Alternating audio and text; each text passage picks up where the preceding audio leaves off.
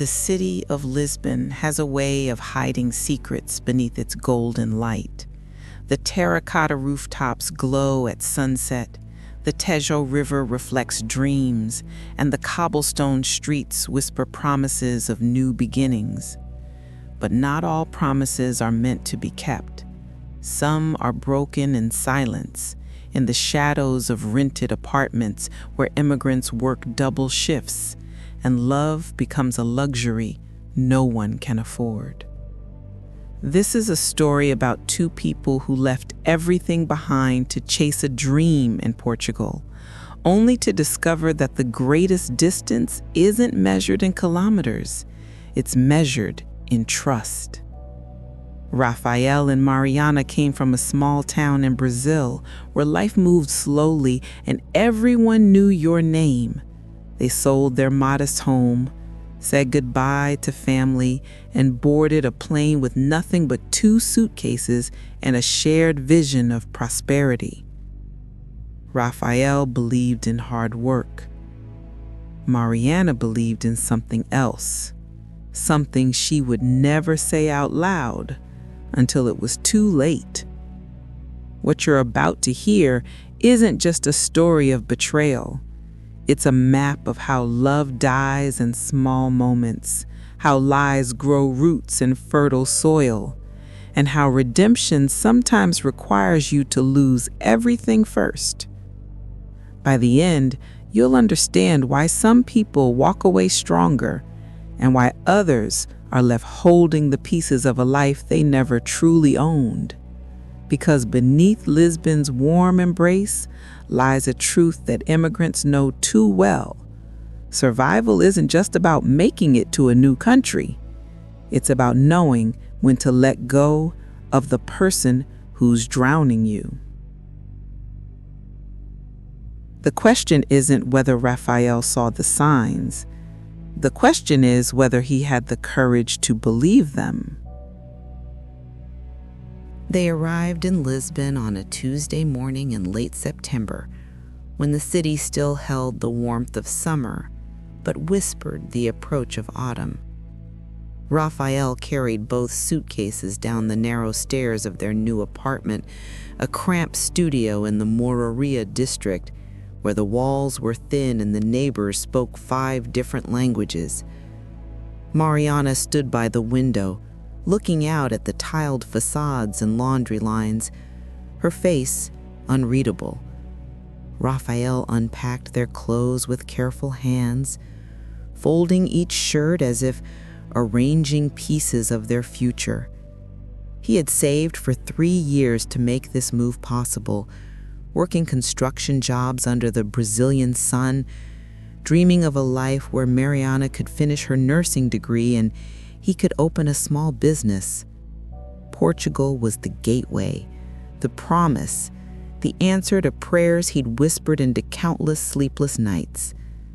Mariana said little during those first weeks. She took a job cleaning hotel rooms near Rocio Square, waking before dawn to catch the metro, returning after dark with sore hands and distant eyes. Rafael found work at a warehouse in Alcântara, loading shipping containers for €9 an hour. They shared meals in silence, too tired to talk, too proud to admit how hard it was. The dream was supposed to feel different. Rafael noticed the change slowly, like watching paint fade in sunlight. Mariana stopped touching his shoulder when she passed him in the kitchen. She stopped asking about his day. Her phone became a third presence in the room, buzzing with messages she'd read in the bathroom, door locked, water running. When he asked if she was okay, she'd smile, a thin, practiced smile that didn't reach her eyes, and say she was just tired, just adjusting, just trying to survive. Rafael believed her because he wanted to, because doubt felt like betrayal. Because immigrants don't have the luxury of falling apart in a foreign country where no one knows your name and the language twists your tongue into knots. So he worked harder, picked up weekend shifts, brought home pastéis de nata from the bakery she used to love, he told himself that love was a muscle that grew stronger under weight, that their bond would survive the pressure of starting over. He told himself these things every night as he lay awake listening to her breathe beside him, wondering why it felt like she was already gone. But love isn't a muscle. It's a contract, and Mariana had already signed a different one, written in a language Raphael didn't yet know how to read. The only question was how long it would take him to open his eyes and see the signature at the bottom, one that wasn't his, written in ink that couldn't be erased. And when he finally did, would he have the strength to walk away, or would he stay, clinging to the ghost of a woman who had already left? It was a Thursday morning in early November when Raphael found the pregnancy test. He'd woken early, as always, and stumbled into their small bathroom, still half asleep. The drawer beneath the sink was slightly open. Mariana must have forgotten to close it. Inside, tucked beneath a stack of towels, was a small cardboard box. He pulled it out without thinking, his hands moving faster than his mind. The package was empty, but the test itself was there, wrapped in tissue paper. 2 pink lines. Positive. Raphael stood frozen, the test trembling in his hand. His heart pounded so hard he could hear it in his ears, a drumbeat of confusion and hope and fear all tangled together. A baby. They were going to have a baby. But the hope lasted only seconds before the math crashed into him like a freight train. They hadn't been intimate in nearly 3 months, not since the fight about money, not since she started working late shifts, not since she began sleeping with her back to him every night. 3 months. The test was recent, dated just days ago. He could see the ink still fresh on the plastic window. Raphael's hands went cold. He stared at the test, at the 2 pink lines that represented a life, a future, a truth he didn't want to accept. His mind raced through possibilities, explanations, anything that could make this make sense. Maybe she was planning to surprise him. Maybe she'd taken the test months ago and just kept it. No. He knew. Deep down, beneath the denial and the desperate need to believe, he knew. Mariana was hiding something, and that something had a heartbeat. He placed the test back in the drawer, his movements slow and deliberate, as if handling evidence at a crime scene. He didn't confront her. Not yet. Because asking the question meant hearing the answer, and hearing the answer meant accepting that the life he'd built was a lie. So he went to work that day like a ghost, loading crates and stacking pallets while his mind replayed every late night, every whispered phone call, every time she'd said she was too tired, too stressed, too busy. He started paying attention, really paying attention. He noticed how she dressed differently now, wearing perfume on days she worked with a certain coworker. He noticed how she'd tilt her phone away when he entered the room. He noticed the receipts in her coat pocket, a cafe in Belém they'd never been to together, a pharmacy in Alvalade she had no reason to visit. He noticed everything, and the weight of those small observations crushed him. That night, he lay beside her in the dark, listening to her breathe, wondering if the child growing inside her would ever know his name, wondering if she'd planned to tell him at all, or if she was waiting for the right moment to disappear. He thought about his mother, back in Brazil, who had told him before he left, "Trust is the foundation of everything, Meofilo. Without it, you have nothing." He'd nodded, young and in love, certain that trust was something they'd always have. But trust isn't permanent. It's a living thing, and like all living things, it can die. Sometimes it dies quickly in one violent blow. Sometimes it dies slowly in 1,000 small cuts. Mariana had been cutting him for months, and he'd been too busy dreaming to notice. Now, holding the knowledge of that test in his chest like a stone, Raphael faced a choice: confront the lie or let it grow. Either way, something was ending, and in the silence of that November night with the woman he loved breathing softly beside him, Raphael realized that the hardest thing about betrayal isn't the act itself. It's the moment you know and still have to decide whether to say it out loud. Because once you speak it, there's no going back. And sometimes not going back is the only way forward. But was he ready? Was he strong enough to hear the truth and survive it? Raphael became a detective in his own life. He didn't want to be. God, he didn't want to be. But the test had opened a door he couldn't close. Every instinct told him to confront Mariana, to demand answers, to fight for the truth. But something deeper, something quieter, told him to wait, to watch, to gather the pieces before the storm. So he did.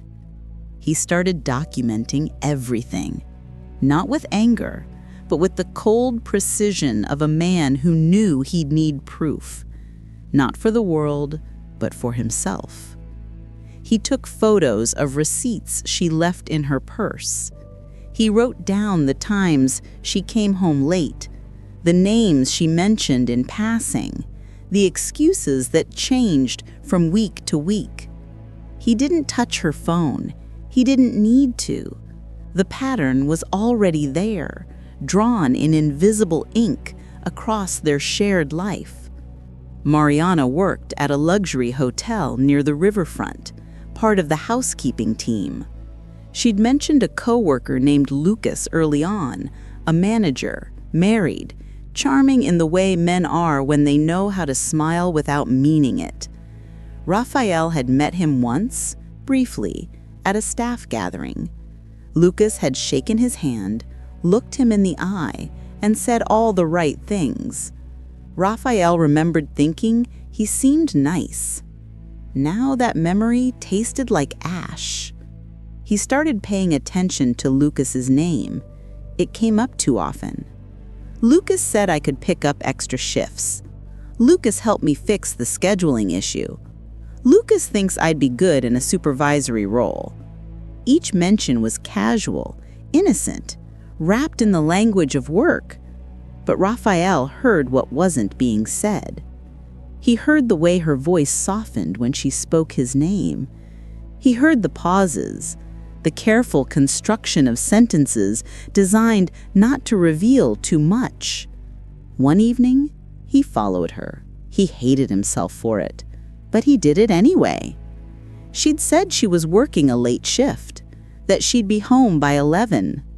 Raphael left the warehouse early, took the metro to Cais de Sodre, and waited outside her hotel. At 9:30, Mariana walked out, not in her work uniform, but in the navy dress she'd bought weeks ago, the one she said was for special occasions. She wasn't alone.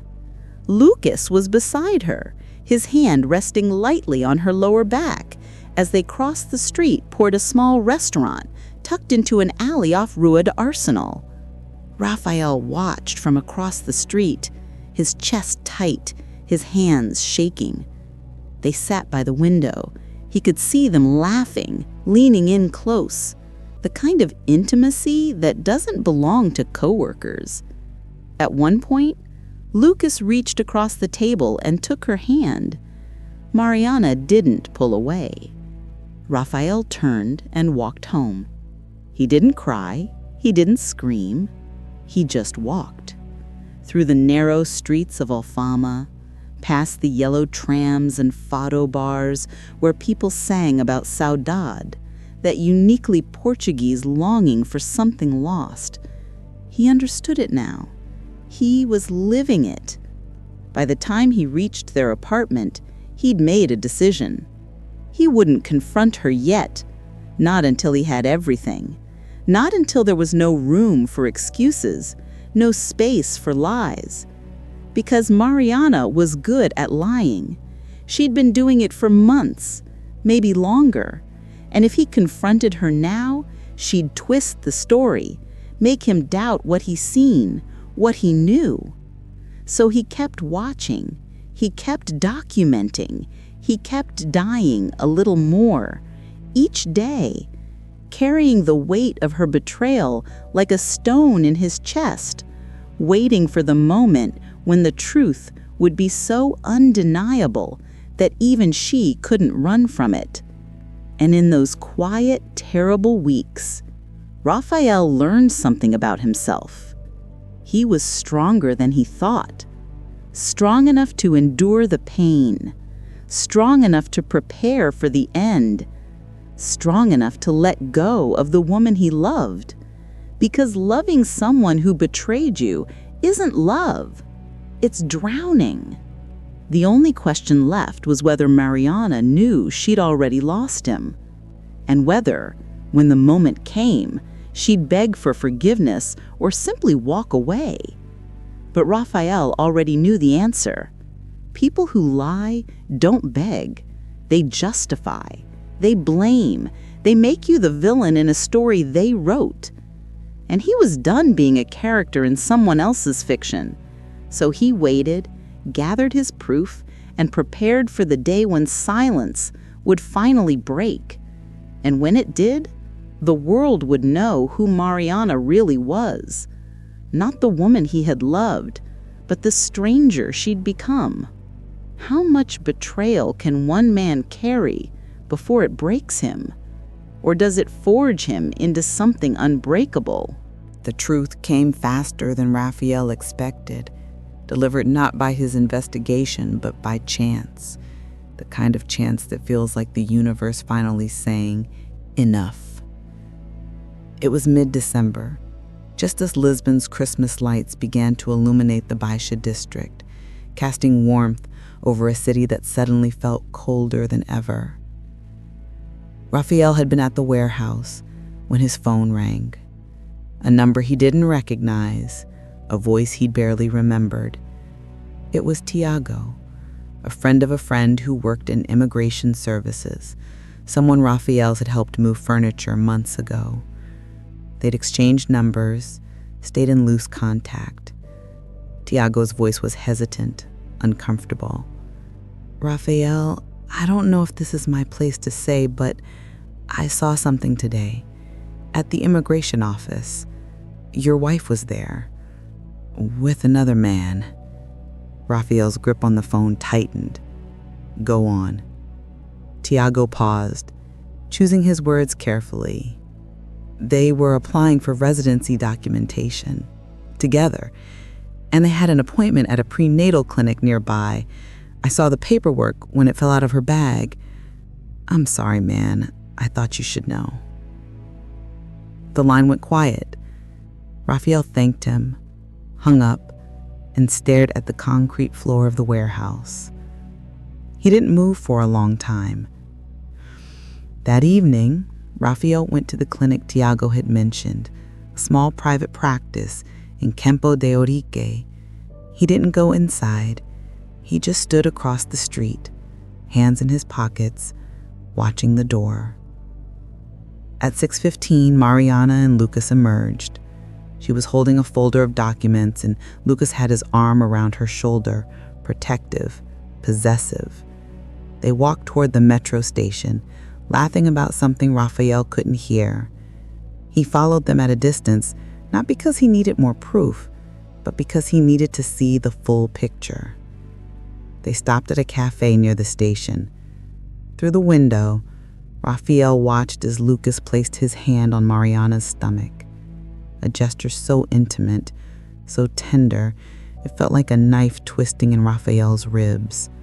She smiled, leaned into him, and for a brief moment she looked happier than Raphael had seen her in months. That was the moment Raphael knew. She wasn't just having an affair. She was building a life with someone else. And the baby, his wife's baby, wasn't his. It was Lucas's. Raphael walked home slowly, the December air sharp against his face. He didn't cry. He didn't rage. He felt hollow, like someone had reached inside him and scooped out everything that made him human, leaving only the shell. When he got home, he didn't wait. He packed Mariana's things, her clothes, her books, the small framed photo of her family she kept on the nightstand. He folded everything neatly, placed it all in 2 suitcases, and set them by the door. Then he sat on the couch and waited. Mariana came home just after midnight. She saw the suitcases immediately. Her face went pale. "Raphael, what?" He held up a hand, stopping her. His voice was calm, almost gentle. "I know." She froze. "Know what?" He pulled out his phone and showed her the photos, the receipts, the restaurant, the images he'd taken of her and Lucas leaving the clinic. He showed her the pregnancy test he'd found weeks ago. He showed her everything. Her hands trembled as she looked at the screen. "Raphael, please, let me explain." "There's nothing to explain," he said quietly. "You made your choice." She started to cry, the kind of desperate gasping sobs that come when someone realizes they've been caught and there's no way out. She begged. She said it was a mistake. She said she loved him. She said she was confused, overwhelmed, that Lucas had taken advantage of her vulnerability. Raphael listened without interrupting. When she finished, he spoke. "I would have forgiven a lot of things, Mariana. I would have forgiven distance. I would have forgiven doubt. I would have forgiven almost anything." He paused, his voice breaking slightly. "But I can't forgive a lie about life itself. You're carrying another man's child, and you were going to let me believe it was mine. That's not a mistake. That's a choice." He stood, walked to the door, and opened it. "Your things are packed. Lucas's wife deserves the truth. I'll make sure she does." Mariana's face went white. "You wouldn't." "I already have," Raphael said. He'd sent Christine, Lucas's wife, a message that afternoon with copies of the photos and a brief explanation. He didn't do it for revenge. He did it because Christine deserved the truth as much as he did. Mariana stood there, trembling, her tears falling onto the tiled floor. For a moment she saw the woman he loved, the girl from the small Brazilian town who used to laugh at his jokes and hold his hand during thunderstorms. But that woman was gone. She'd been gone for months. What stood in front of him now was a stranger wearing her face. She picked up the suitcases and walked out without another word. The door closed behind her, and Raphael stood alone in the apartment they once called home. He looked around at the space they'd shared, the tiny kitchen where they'd cooked together, the couch where they'd watched movies, the bed where they'd dreamed of a future that would never come, and he realized something. Betrayal doesn't destroy you all at once. It destroys you in pieces, one memory at a time, one hope at a time, until all that's left is the truth and the choice of what to do with it. Raphael chose to let go, because holding on to something broken doesn't make you strong. It makes you a prisoner, and he'd been a prisoner long enough. But even freedom has a cost, and as he sat in the silence of that empty apartment, Raphael wondered, was he free, or had he just traded one kind of pain for another? And would he ever trust again, or was that part of him gone forever, buried beneath the ruins of a love that was never real? Mariana called 17 times in 3 days. Raphael didn't answer. She sent messages, long, rambling paragraphs filled with apologies, explanations, and promises to make things right. He read them once, then deleted them. On the fourth day, she showed up at the warehouse during his lunch break. She looked smaller somehow, her face drawn, her eyes red-rimmed. Raphael saw her through the chain-link fence and kept walking. She followed him anyway, her voice rising above the noise of forklifts and loading trucks. "Please, Raphael, just listen to me. Just 5 minutes." He stopped, turned, and looked at her for a long moment. Then he spoke, his voice low and steady. "What do you want me to say, Mariana? That I forgive you? That I understand? I don't, and I won't." She reached for his arm. He pulled away. "I made a mistake," she said, her voice breaking. "I was lonely. I was scared. You were always working and I felt invisible." "So you slept with a married man? You got pregnant with his child. You lied to me every single day. And you were going to keep lying." He shook his head. "That's not a mistake. That's a decision. And now you have to live with it." Tears streamed down her face. "I loved you. I still love you." Raphael laughed, a bitter, hollow sound. "You don't love me, Mariana. You love the idea of me, the security, the stability. The man who would have raised another man's child because he was too stupid to see the truth."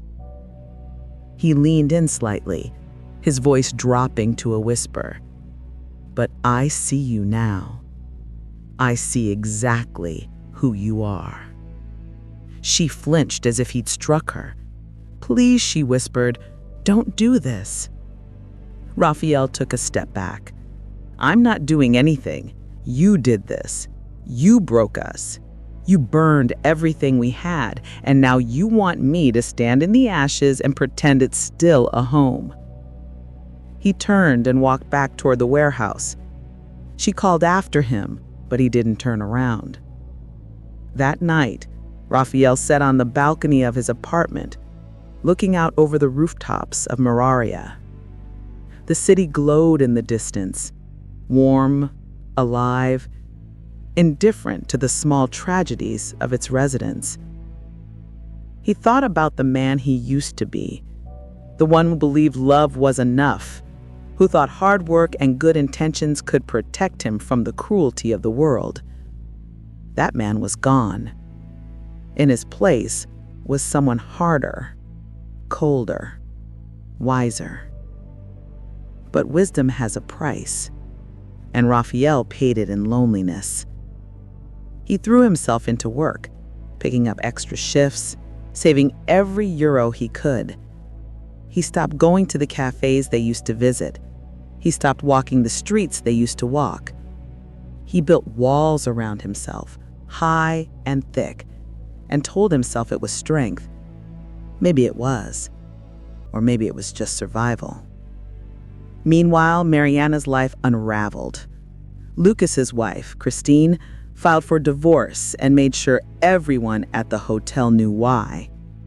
Lucas was demoted, his reputation shattered. Mariana lost her job shortly after, not officially for the affair, but everyone knew the truth. She moved into a cheaper apartment in the outskirts of Lisbon, struggled to find work, and sunk into the kind of poverty that strips away pride and leaves only desperation. Raphael heard the rumors through mutual acquaintances. He felt nothing, no satisfaction, no pity, just a distant acknowledgement that consequences, like gravity, pull everyone down eventually. But late at night, when the city was quiet and he was alone with his thoughts, he wondered if he had become too hard, if shutting himself off from pain meant shutting himself off from everything else too. He wondered if he'd ever be able to trust again, to love again, or if Mariana's betrayal had carved out a part of him that could never be filled. He didn't have answers, only questions and the slow, steady realization that survival isn't the same as living.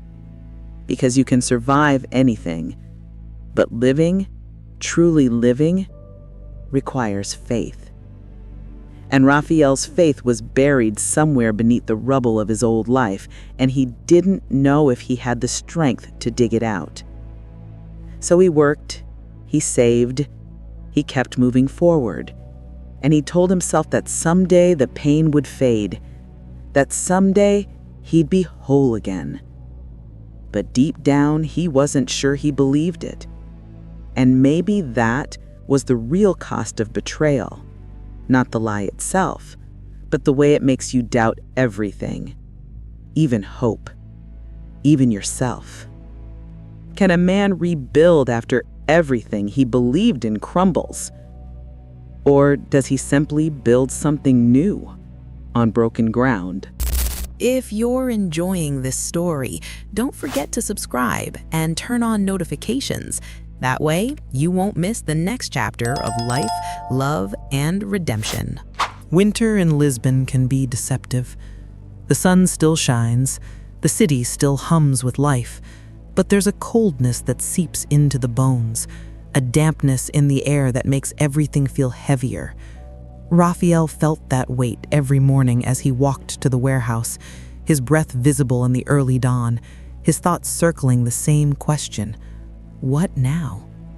The answer came slowly, not in a single revelation, but in small moments of clarity.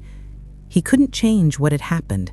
He couldn't undo the betrayal, but he could choose what to do with the wreckage, and he chose to build something that mattered.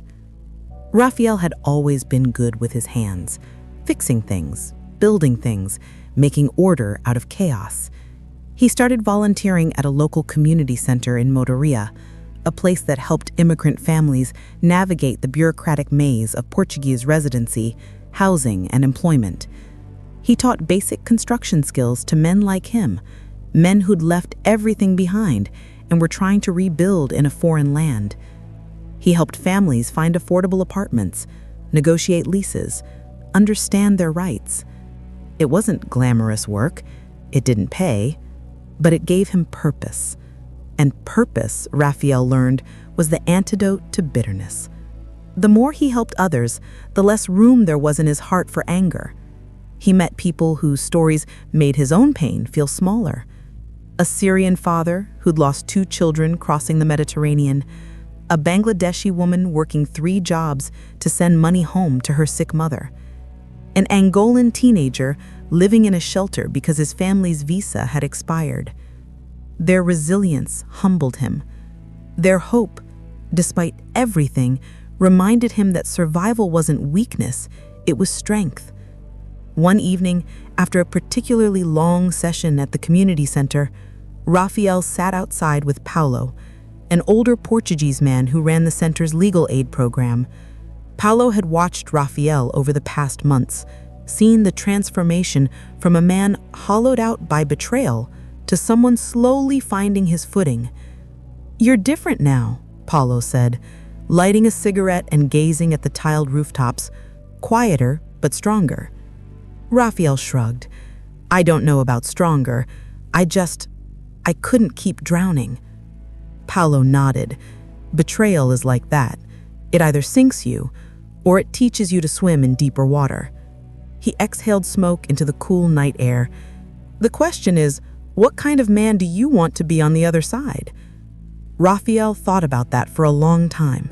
He thought about Mariana, about the anger he used to carry, about the nights he'd spent imagining her regret, her suffering. He realized that somewhere along the way, he'd stopped caring. Not because he'd forgiven her, he hadn't, but because forgiveness wasn't the point. The point was letting go of the weight so he could move forward. "I want to be someone who doesn't let bitterness win," Raphael said finally. Paulo smiled. "Then you're halfway there." Meanwhile, Mariana's world continued to collapse. Lucas, stripped of his managerial position and facing a contentious divorce, distanced himself from her. He paid for the prenatal care, but emotionally he was gone. Mariana was alone, truly alone, in a city that had once promised so much. She worked odd jobs, cleaned houses, babysat for families who didn't ask questions. She lived in a studio apartment with peeling wallpaper and a window that didn't close properly, letting in the cold and the noise from the street below. She saw Rafael once, months later, from across a plaza near Rocio. He was with a group of people from the community center, laughing at something someone said, his face open in a way she hadn't seen in years. For a moment, she thought about approaching him, apologizing again, telling him she was sorry for everything, but she didn't. Because she had known for months that sorry wasn't enough. Some wounds don't heal.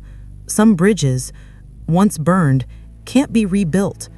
So she turned and walked away, disappearing into the crowd, carrying the life she'd chosen like a stone in her chest. And Rafael never saw her. He was too busy living, too focused on the people in front of him, the work in his hands, the slow, steady process of becoming whole again. Because healing doesn't happen in grand gestures. It happens in small, quiet moments, a laugh shared with a stranger, a meal cooked for a friend, a hand extended to someone who's fallen. It happens when you stop waiting for the past to release you and start walking toward the future, one step at a time. And Rafael was walking, not running, not hiding, just moving forward, through the cold Lisbon winter towards something he couldn't yet see, but was beginning to believe in. Because belief, like trust, is a choice. And Rafael was choosing to believe again. Not in people, not yet, but in the possibility of something better, something real, something worth building. But would he ever let someone in again? Or had Mariana's betrayal locked that door forever? Only time would tell. And time, as Rafael was learning, was the only true healer. Spring came to Lisbon like a quiet promise, painting the city in shades of gold and green, filling the air with the scents of jasmine and fresh bread. Rafael barely noticed at first. He was too focused on work, on the community center, on the careful reconstruction of a life that felt almost stable. But then he met Isabella. It wasn't dramatic, no lightning, no cosmic collision, just a Tuesday afternoon at the community center, where she'd come looking for help with her work visa. She was from Sao Paulo, 28 years old, with dark eyes that held both sadness and determination. She'd come to Portugal a year ago to escape an abusive relationship, started over with nothing, and was now working as a waitress while studying to become a social worker. Rafael helped her fill out the forms, explained the process, offered to connect her with a lawyer Paulo knew. She thanked him with a shy smile and left. He didn't think much of it, but she came back. Not because she needed help with paperwork, but because she'd heard about the skills workshops Rafael was running and wanted to volunteer. She started teaching Portuguese literacy classes to immigrant children, sitting cross-legged on the floor with them, patient and kind and tireless. Rafael watched her from a distance. He noticed the way she listened, really listened when people spoke, the way she remembered names, the way she made everyone feel seen. She reminded him of someone he used to be, before betrayal had taught him to guard his heart. One evening, after a long day at the center, they ended up sitting outside on the steps, sharing a bag of roasted chestnuts from a street vendor. The city hummed around them, trams rattling past, tourists snapping photos, follow music drifting from a nearby bar. "Can I ask you something?" Isabella said, her voice soft. Rafael nodded. "You're always helping people, but you never talk about yourself. Why?" Rafael thought about it. "I guess I don't have much to say." She looked at him with those dark, perceptive eyes. "Or maybe you've said too much to the wrong people, and now you're afraid to say anything at all." He felt something crack open in his chest, a small, painful shift. "Maybe," he admitted. She didn't push. She just sat with him in the silence. And somehow, That was enough. Over the following weeks, they fell into an easy rhythm. They'd work side by side at the center, grab coffee afterward, walk through the narrow streets of Alfama as the sun set over the Tejo. They talked about everything and nothing, about Brazil, about Portugal, about the strange loneliness of being an immigrant, about the small joys that make survival worthwhile. Rafael found himself looking forward to those moments. Not because Isabella filled the void Mariana had left, she didn't, but because she made him remember what connection felt like, without fear, without suspicion, without the constant calculation of whether he was being lied to. One night, as they walked along the riverfront, Isabella stopped and looked out at the water. "I was in a bad relationship before I came here," she said quietly. "He hurt me, not just physically, but in here." She tapped her chest. "I thought I'd never trust anyone again." Rafael's throat tightened. "And now?" She turned to him, her expression open, vulnerable. "Now I think trust isn't about being certain. It's about being brave." He didn't know what to say, so he just stood there, the lights of Lisbon reflecting on the dark water, and let himself feel something he thought was gone forever. Hope. Not the blind, reckless hope of youth, but something quieter, steadier. The hope that comes from surviving the worst and realizing you're still standing. That comes from meeting someone who's survived too, and choosing to walk forward together, not because you need them, but because you want to. Isabella didn't ask him about his past. She didn't press for details about why he was so guarded, why he flinched slightly when someone got too close. She just waited, patient and kind, and in her patience, Rafael found the courage to start letting the walls come down. Brick by brick, not all at once, but enough.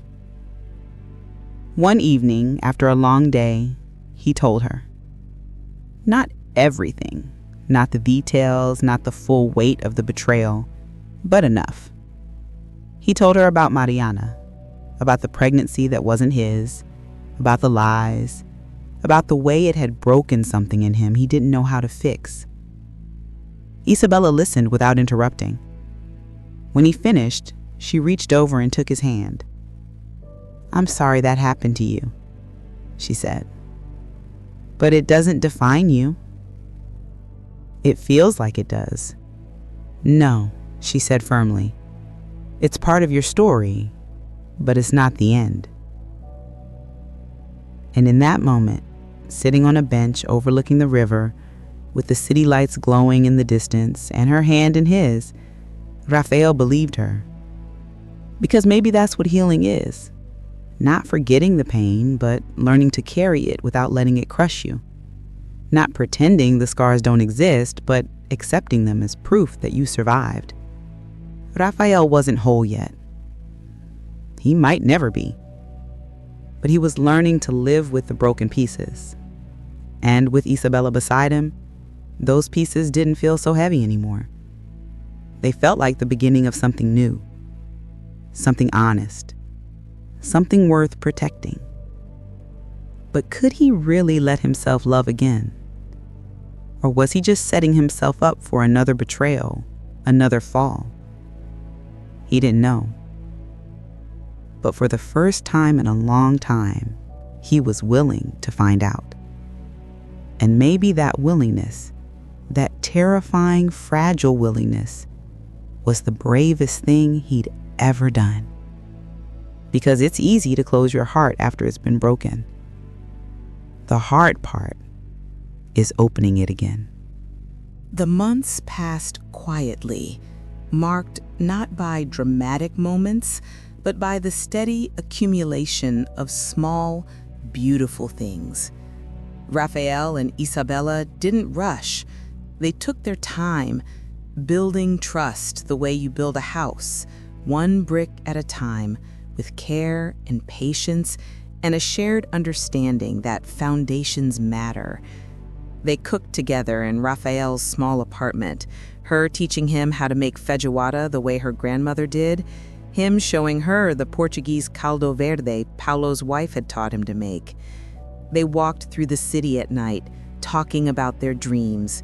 Hers to open a community center in Sao Paulo one day.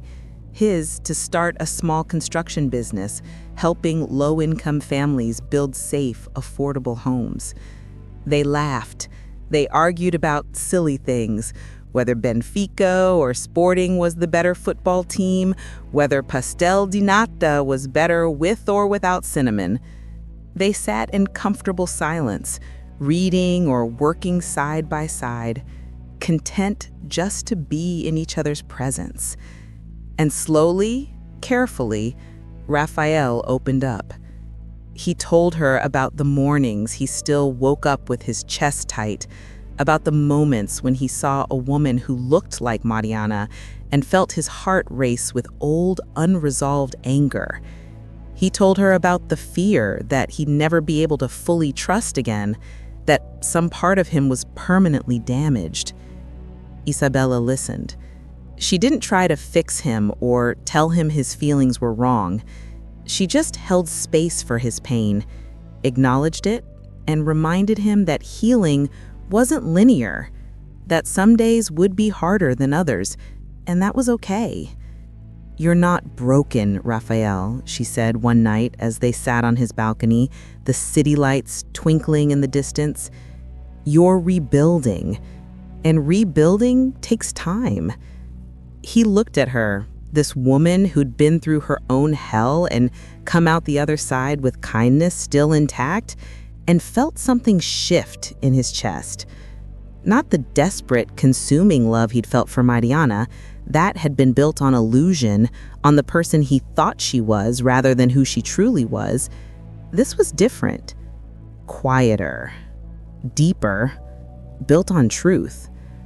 One Saturday, they organized a community event at the center, a celebration of immigrant cultures, with food and music and stories shared by families from Brazil, Angola, Syria, Bangladesh, Nepal.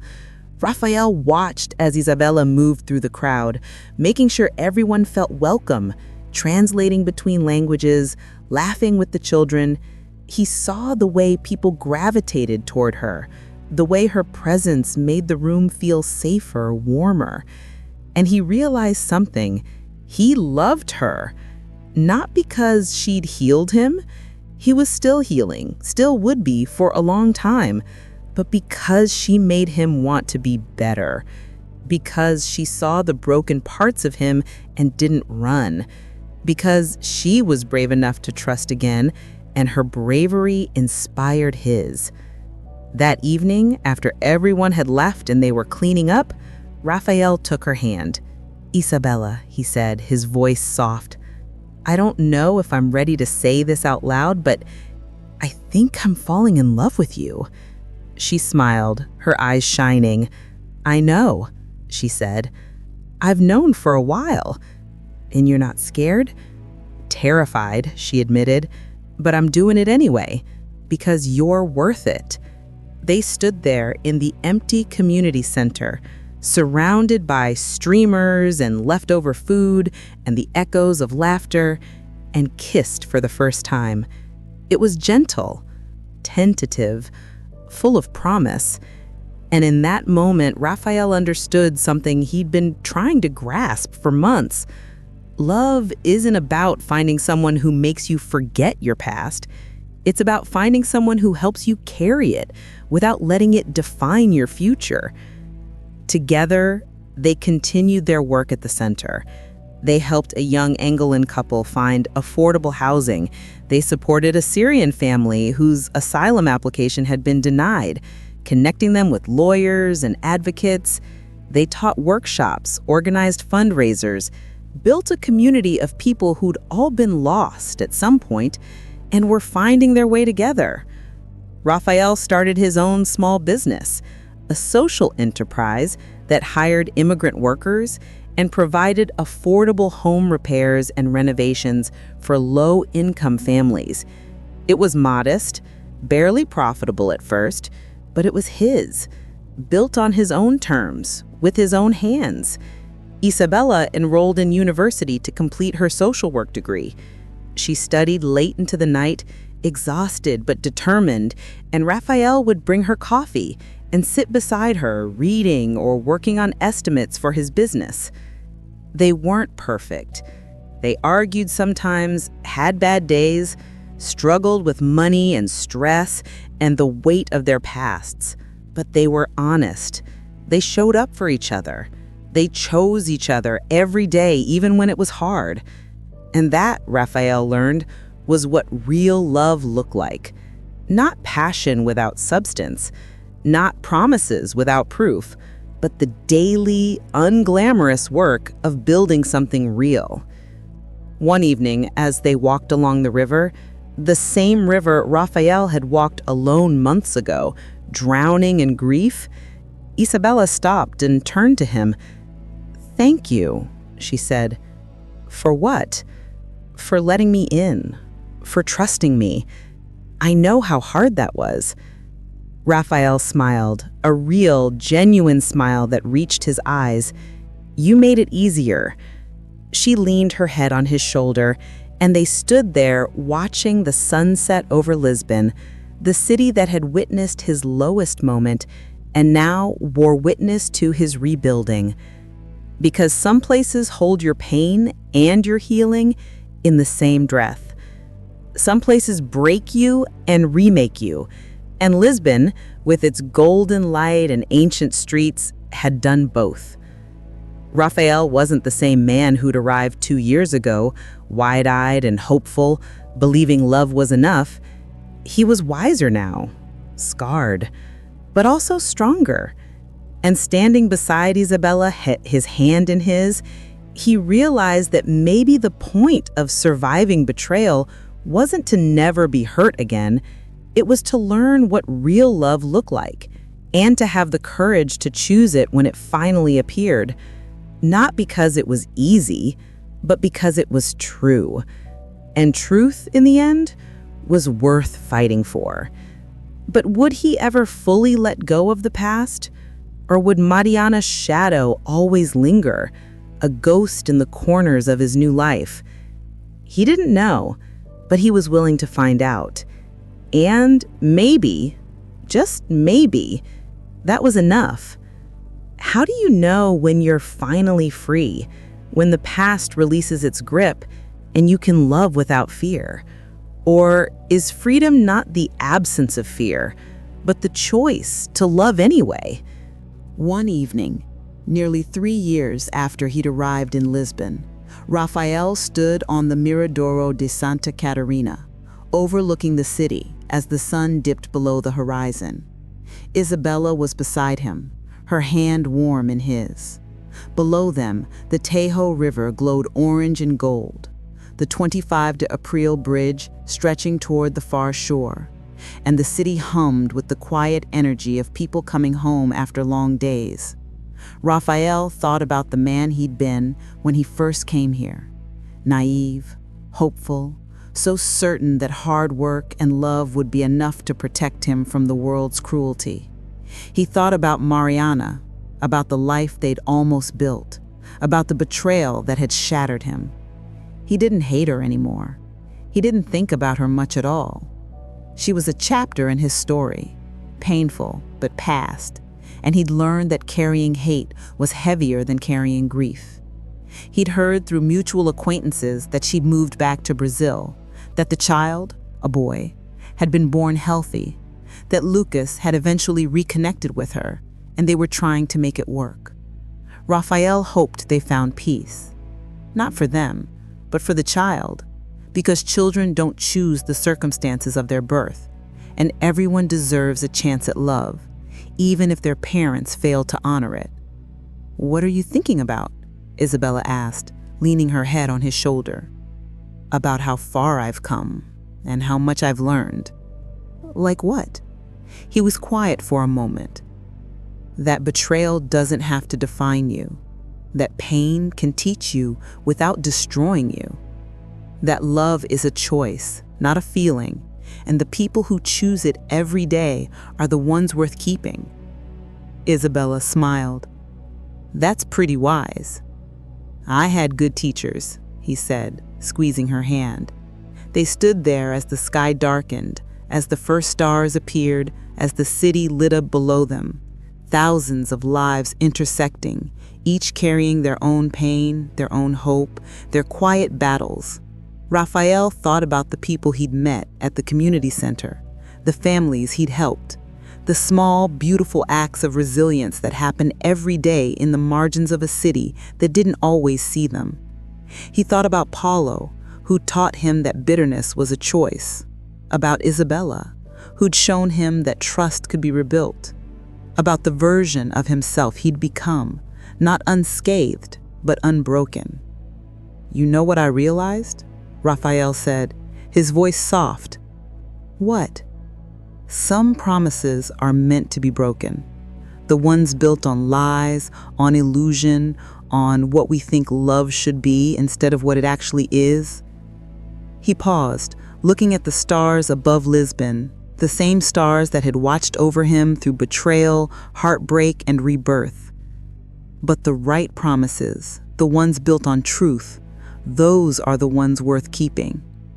Isabella turned to him, her eyes bright in the fading light. And what promise are you keeping? He smiled. The one I made to myself, to never settle for less than I deserve, to never let someone's betrayal make me cruel, to keep building even when it's hard, and to love honestly even if it scares me. She kissed him, soft and slow, and when they pulled apart, Raphael felt something he hadn't felt in years. Peace. Not the absence of pain, but the acceptance of it. Not the erasure of the past, but the integration of it into a life that was still worth living. Because that's the secret no one tells you about survival. It's not about forgetting. It's about remembering and choosing to move forward anyway. And Raphael and Isabella turned and walked back down the hill, hand in hand, disappearing into the winding streets of Lisbon, a city of immigrants, of dreamers, of people who'd lost everything and rebuilt from nothing. And as the night settled over the terracotta rooftops, over the river, over the cobblestones worn smooth by centuries of footsteps, one truth remained. Betrayal can break you, but only if you let it. And Raphael, scarred but standing, had chosen something else. He'd chosen to heal, to trust, to love again. Not because it was easy, but because it was the only way to truly live.